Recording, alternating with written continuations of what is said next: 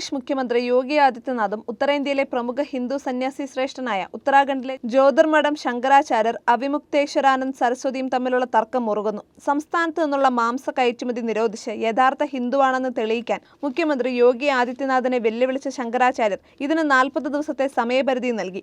കാവ്യവസ്ത്രം ധരിച്ച് പ്രസംഗിച്ചതുകൊണ്ട് മാത്രം ഒരാൾ ഹിന്ദുവാകില്ല. ഹിന്ദുമതത്തിലെ ആദ്യപടി ഗോസേവ അഥവാ പശുക്കളെ സേവിക്കൽ, ധർമ്മരക്ഷ അഥവാ മതസംരക്ഷണം എന്നിവയാണ് എന്നാണ് അവിമുക്തേശ്വരാനന്ദ് വാരണാസിയിൽ മാധ്യമപ്രവർത്തകരോട് പറഞ്ഞത്. ഇന്ത്യയുടെ മൊത്തം ബീഫ് കയറ്റുമതിയിൽ 40% യുപിയിൽ നിന്നാണ്. ഗോമാംസം കയറ്റുമതി ചെയ്യുന്നതിലൂടെ ലഭിക്കുന്ന വിദേശ നാണ്യത്തിലൂടെ രാമരാജ്യം സ്ഥാപിക്കുക എന്ന സ്വപ്നം സാക്ഷാത്കരിക്കപ്പെടുമോ? യുപിയിൽ ഗോമാംസം കയറ്റുമതി പൂർണ്ണമായും നിരോധിക്കണം. പശുവിനെ രാജ്യമാതാവായി പ്രഖ്യാപിക്കണം. നിങ്ങൾക്ക് അങ്ങനെ ചെയ്യാൻ 40 ദിവസത്തെ സമയമുണ്ട്. അങ്ങനെ ചെയ്യാൻ കഴിയുന്നില്ലെങ്കിൽ നിങ്ങളൊരു വ്യാജ ഹിന്ദുവാണെന്ന് അനുമാനിക്കപ്പെടും എന്നാണ് ശങ്കരാചാര്യർ പറഞ്ഞത്. കയറ്റുമതി ചെയ്യുന്ന മാംസത്തിൽ പശുമാംസം അടങ്ങിയിട്ടുണ്ടെങ്കിലും അത് പോത്തിറച്ചിയുടെ കീഴിൽ വർഗീകരിച്ചിട്ടുണ്ടെന്നും അദ്ദേഹം അവകാശപ്പെട്ടു. ഈ വിഷയം ചർച്ച ചെയ്യാൻ മാർച്ചിൽ ലക്നൌവിൽ സന്യാസിമാരുടെ യോഗം വിളിക്കുമെന്ന് അദ്ദേഹം പറഞ്ഞു. ഗോമാംസം കയറ്റുമതി നിരോധിക്കുന്ന ഉത്തരവ് പുറപ്പെടുവിക്കാൻ സർക്കാർ പരാജയപ്പെട്ടാൽ ആദിത്യനാഥിനെ ഒരു വ്യാജ ഹിന്ദുവായി പ്രഖ്യാപിക്കാൻ തങ്ങൾ നിർബന്ധിതരാകുമെന്നും അദ്ദേഹം പറഞ്ഞു. പ്രയാഗ്രാജിലെ മാഘമേളയ്ക്കിടെ സംഗമത്തിൽ പുണ്യസ്നാനം നടത്തുന്നതിൽ നിന്ന് തന്നെയും അനുയായികളെയും പോലീസ് തടഞ്ഞുവെന്ന് ശങ്കരാചാര്യർ ആരോപിച്ചതോടെയാണ് പ്രശ്നങ്ങൾ തുടങ്ങിയത്.